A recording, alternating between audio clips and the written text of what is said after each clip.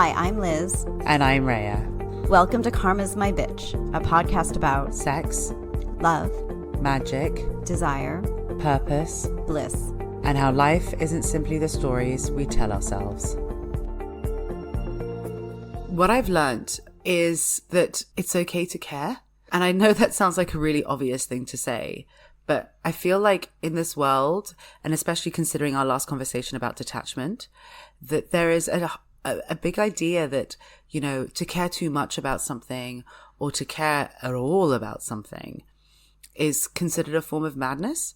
Mm-hmm. So I always used to kind of like hide the fact that I cared or tell myself not to care, which caused that split that we discussed in the past couple of episodes. Yeah. Where I was like, well, I shouldn't care, therefore I won't care, but I did care. And it just got really fucking messy. And then I tell myself to stop caring. Like, really, just stop it. Yeah, and I can't. No. And then at the end of the day, then I end up undermining my feelings. I undermine my situation.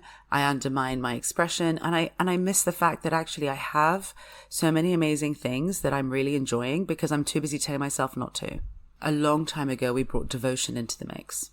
Mm-hmm. And at the time, I was very much focused on how it was another way of looking at commitment and how for people who didn't necessarily, like me, enjoy the idea of commitment, devotion was actually something that was much nicer because it was broader and bigger.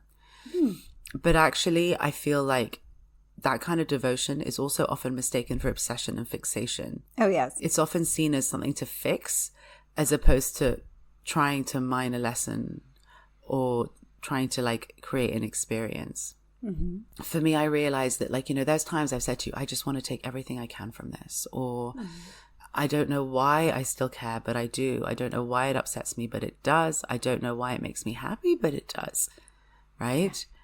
And what I've realized is that devotion that I have and why it's okay for me to deal with it in my head almost is that it's just a deep devotion to myself. Mm-hmm.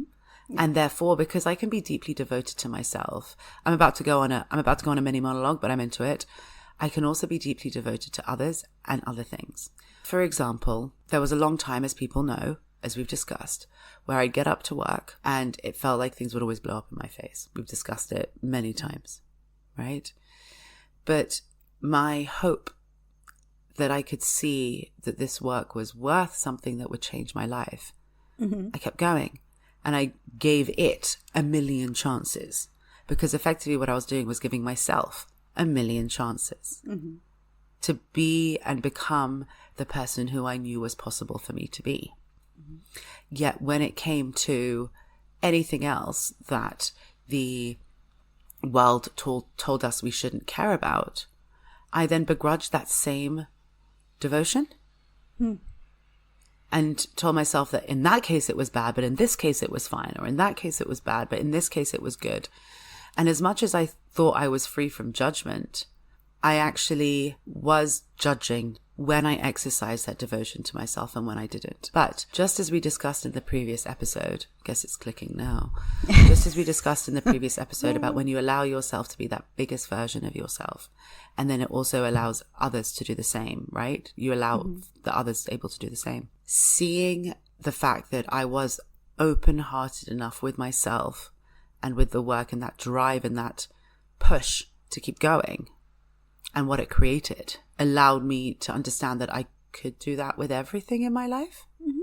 What I realize is that, like, actually it's that judgment that keeps us from getting to those depths of our human and even spiritual experiences. And I'm not talking like the divine and like umming and like all that kind of spirituality.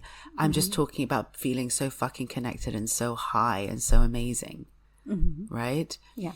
Because we tell ourselves that who we are and how we express, somehow there's a problem with it.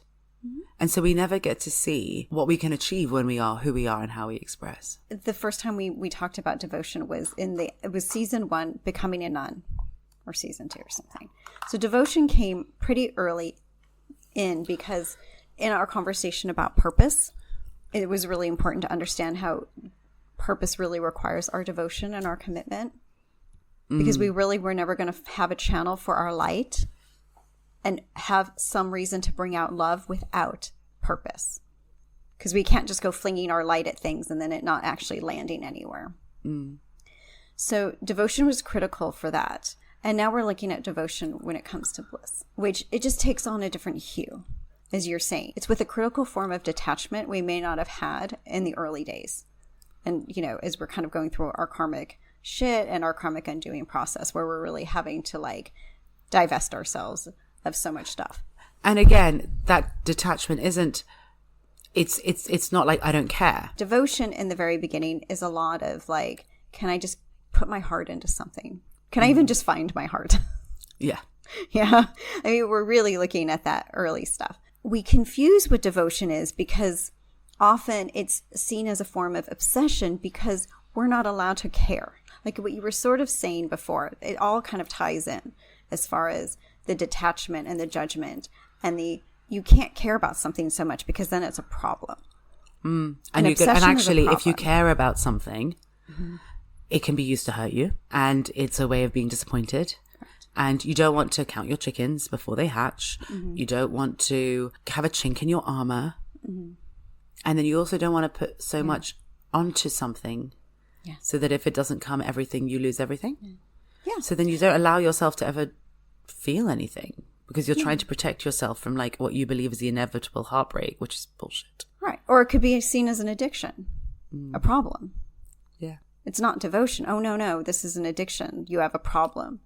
You know, in our very self-helpy, self-fixing kind of world, we can easily take our devotion and throw it out the window because it's seen as a problem, which is why we discussed early on, devotion is purpose. That is how you would channel it because that's how you can understand commitment and shine your light. You cannot understand the impact judgment has fully when you're going through your karmic undoing process. No. It's just too much. Even in magic. Yeah. In the early stages of magic, you're kind of unwinding all of that judgment. I'd say that's when I learned that you might do something and you don't fully understand why, and then it all makes sense later. Fair. Instead of trying to figure it out in the moment. That was where I learned all of that. It wasn't, yes, I saw it in the karmic stuff, but still it was linear enough there that I could kind of still connect dots. But when I got into magic, I was doing stuff and really having no idea why.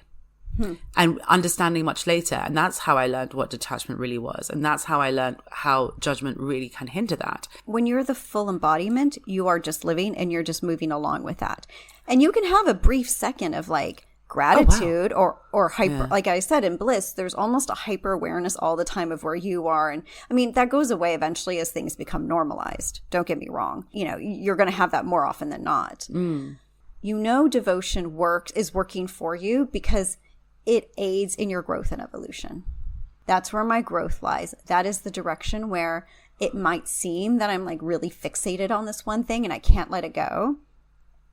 But that's because you're going to get something from it.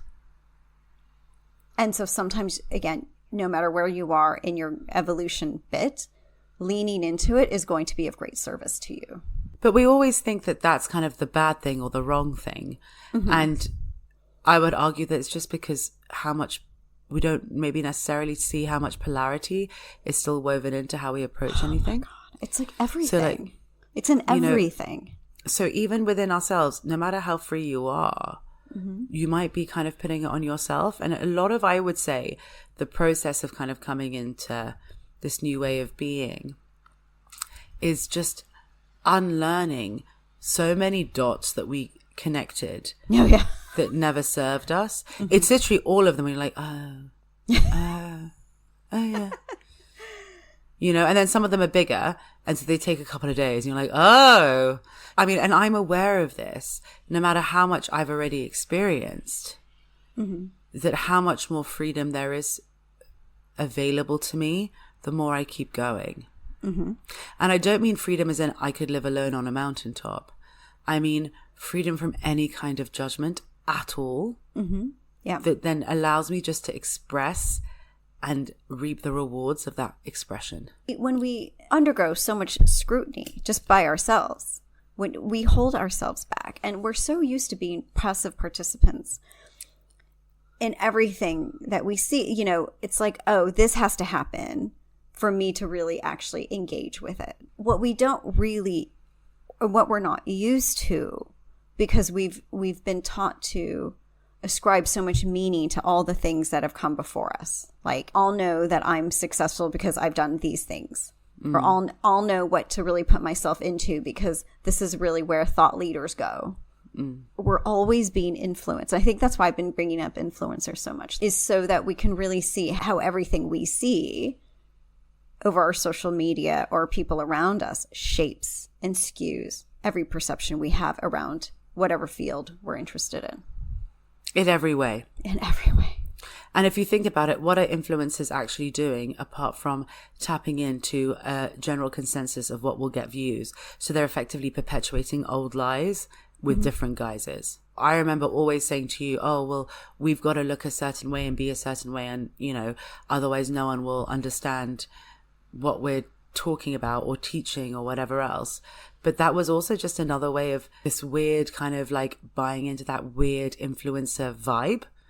Where actually trying to, it's almost like I need to know what will happen at the end of the story, so I engage on the first page. Yeah, exactly. And I've definitely done that many times. But I can tell you this much, even when you know what's at the end of the story and you know where you're going to, because you can't see every word on every page, you can still get lost in the experience to the point where you start to like wonder if the end of the story is still the end of the story. It can't be.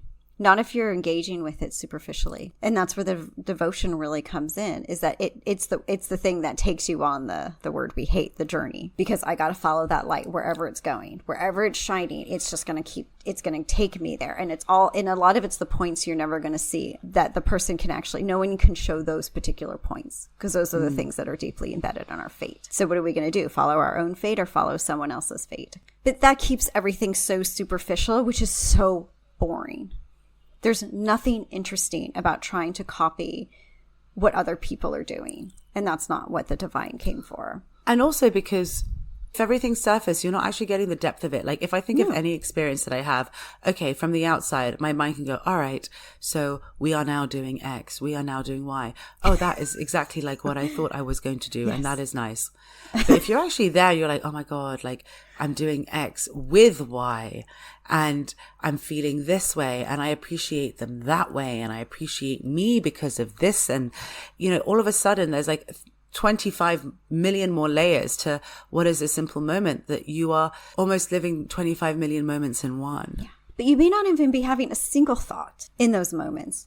To really be present, the mind sometimes has to drop away so that all we have is full presence. And so maybe we'll have a thought, but it's not going to be a shit ton of thoughts that are going to run away while we're like... No, I was trying to explain the feeling through words. Got it. It didn't come out that way. Yeah, I was trying to explain the feeling through words. Like it's just every single, like all these layers and all these feelings are coexisting at one time. Yeah. And because I'm in the moment, I can feel them all because I'm actually not pushing myself to the past where I imagined it happening or the future of what's going to happen next. Yeah. Or even in the present of like, let me try to assign something to this, like you said, assign meaning, or have like a gazillion thoughts and opinions in the moment of how I'm feeling and what the sensation is reminding me of. Yeah. You know, and how I suddenly feel really aligned. But it's because humans really love the familiar. We've said that before. It's those attachments to the familiar that help us feel safe and in control, even if it's things we don't like. Well, things we don't like, and even if that sense of control is just a lie. We can't necessarily, in bliss, we're not necessarily going around trying to anticipate every single outcome. Now, I did say with drugs and substances, outcomes are predictable, which is why you would engage with them if you choose to, because you know how you would respond. But everything about bliss is not predictable. It's not meant to be, because it can't be boring. We don't want it to be. I mean, you don't get to this point and then suddenly be like, oh, wow, it's more of the same. Yay. Because actually then you're just going to find yourselves looping and circling. And not only will things start getting samey, you'll start seeing them in quite a negative hue as well. Yeah. Because you're not creating more things. As we said, you then start to destroy. So, I mean, so when it comes to sameness, that is death to a soul. because a soul actually needs wisdom. So it requires its evolution, and it requires growth. Depending on the evolution of the soul is going to require some growth to a lot of growth to get to it, to hit its evolutionary points along the way. So it doesn't need more of the same. That's just where complacency sets in and things just become really dull, and we become dull as a result. When it comes to creation and when we're motivated to create, that's life-giving. And the desire to create is ultimately the desire to give life. I mean, you see my note, duh. Like, but I don't get duh from that. I did. I was like, it came out and I was like, okay. So duh. what do you mean? Like, as in, like, the desire to create is to ultimately give life to something that didn't have life before? Exactly. Okay, fine. That makes sense. Yeah, exactly. And to be able to do that from a place of bliss is like the ultimate act of the divine. Okay.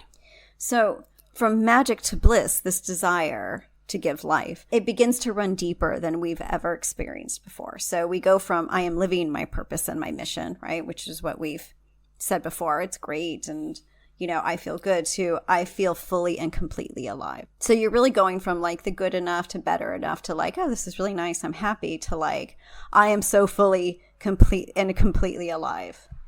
And I'm devoted to that? My devotion is about making that happen. Our devotion then comes into I'm bringing what I do, and by extension who I am, to life, and in turn making the divine fully alive on this earth plane. Because if I'm the divine and I'm my divine expression and I'm creating from that space, so everything around me is of the divine, I am making the divine fully alive on this earth plane, aka I'm also making myself fully alive on this earth plane, because no desire cannot be created. The divine fully alive on this earth plane, that kind of oneness is fully manifest through love, which is channeled through the act of complete devotion. So by the time we're here, which is like, if not in bliss, then you're at the door of bliss. Okay. This is where this episode would be, right? This level, this kind of devotion. You're past the I'm devoted to myself. Okay. I'm fully and firmly embedded in my purpose, would be probably the statement. And I've already experienced the beauty of that purpose. And I've become aware in that process and going through the karmic undoing process, I am aware of my own beauty. Okay. Most beautiful person in the room comes back. So life is just beautiful, and I'm happy, and things feel like they're moving and flowing. So even if I do not have everything I want, all of my desires are in play. That's the way to look at that. And I can see, and I have the humility to recognize everyone deserves a chance at what I have been working for, which means everyone deserves happiness. Everyone deserves the ability and the capacity to see that they are beautiful too. And in that space of full at wanting, I feel that larger love. And now my purpose is going to take on a different hue, because I can see all of that so much more clearly than I did when I was just coming out of my karma and still not really sure-footed in this bigger world, only in my world. But this is far more expanded in that respect. Does that make sense? Yeah. A little bit? Yeah, it makes sense. To do this, it again runs against our separation wiring. Interesting how these episodes are all about our rewiring. Because it's weird, because I guess some people are like, I'm quite driven and I'm quite stubborn, and I will keep going and I will fight. I think that tenacity is a great quality. I do not find tenacity to be a negative ever, personally. No. I think in this world, we need it. We need more of it. But, you know, a lot of the times I'm even aware that sometimes I think, am I just too much? So how I'm working through stuff and processing and pushing rather than just pretending it's not happening and ignoring it. Like, am I dragging everyone down with me? Right? Okay. Are they thinking I'm obsessive? Are they judging me? Maybe I should just do it by myself. Are they tired? Is my energy too much for them? All of it. Like, I get all those feelings. So it's really challenging, because even though I'm doing it, I'm almost judging myself for doing it, whilst knowing that there's no other way I could do it. And even if I try for a bit, it's not going to last very long. It can be in any aspect of my life. It's not like it's only confined to recording podcasts or writing books or my relationships, or it's everything. I am like that. I want to get there. I want to have all the things. And I can't ignore my feelings because that's what I did for so many years and it got me into a fucking mess. And I guess thinking about the last couple of episodes, but I can't not be me anymore, right? And so in it's the greatest way possible. That statement Yeah. goes from that basic statement Yeah. to in the greatest way possible. to get to that space where you're like, everything's so beautiful, I'm so beautiful, and I want everyone else to feel so beautiful too. I mean, that's a gift. So it's worth it. Yeah. And even though it looks like madness or obsession, I mean, we're already used to that because going through the karmic undoing process, we might look a little mad then too. But in other ways, this world has heralded madness and obsession. You know, you think about the At ideas the end, of like, on the other end of something, not Yes, usually exactly. during. not during. Exactly. Yeah. It's like, oh, look like, at these oh, people. the They're genius- so successful. Yeah. They did all of this stuff first. Or, oh, wow, he was so misunderstood until he like, I don't know, cured cancer. But like, so. Why are you dropping out of Harvard? Are you sure about that? Yeah, exactly. So I feel like to get there, I think takes a couple of things. Okay, what's the first one? The one is to be really willing to step so far outside of anything we know in our limited minds. Like we have to be able to get creative. We have to be able to leap of faith every second. You know what I mean? And think outside of what we know and just really, I mean, I'm going to just say like kind of almost follow our instincts sometimes blindly. Yeah. Without wanting to know the answers, because it's not really faith if you know where you're going. That's calculated risk, as you've said before. I mean, yeah, it's not like when you're skiing that. So it's funny, skiing, you actually have to look exactly in the direction you're going so you don't fall. This is really the opposite, where it's almost like, I think if you're so focused on that, you're not really seeing the rest, which is all the details you sort of need to keep going. No, but I agree with you. And then the second thing is honestly being okay with seeming a bit crazy whilst holding to the firm belief that you're not, which is ironic considering that they always say that the people who are crazy don't realize that they are. I know. I was like, but by the very definition might seem like we are. So, but I'm not crazy. I get it. But I get it though, because actually if you ask me, I'll be like, I know I'm not crazy because I know this has worked for me. And I know that whatever reason why I'm doing this, there's a reason for me. Yeah. And I also know kind of where I'm going, even though I don't quite know exactly what that's going to look like or how I'm going to get there. So really, I've just got to keep going. Yeah. If you try to listen to the negativity and then you end up pulling that parachute too soon. By this stage of my life, I'm demanding a new reality. I'm demanding it. I don't want to live how I've always lived. And even though I have all the elements within me and around me to have that new reality cemented, I also know that it's up to me to, I've created this much and I have to create the rest. And it's not just about adapting the one I've got or making improvements. It's really about going for it and seeing what that means. From that wisdom, I can create something new again and create more opportunities and open more avenues. And for me anyway, more pathways for love. I have to hold fast to my heart, even if I look like I'm insane, even if I know that sometimes it almost, my mind is beating me for doing it. Yeah. And the time is right for this. We're looking at, since 2023, this opening, there's now enough space that we can start expanding our approach and, for lack of a better word, our mindset around our creative power. But it's possible now because, yes, I can talk about spiritual energy, blah, blah, blah. But it's actually, we're kind of currently at a time where anything fucking goes. The gloves are off. Do whatever the fuck you want now. Because this is really a time where we're going to start to see who's in their power and who's not. And we get to decide, where do I want to be? This episode is brought to you by Karma Magic Bliss. For more information, resources, and links to our books, check out our website, karmamagicbliss.com, and Karma Magic Bliss across all socials.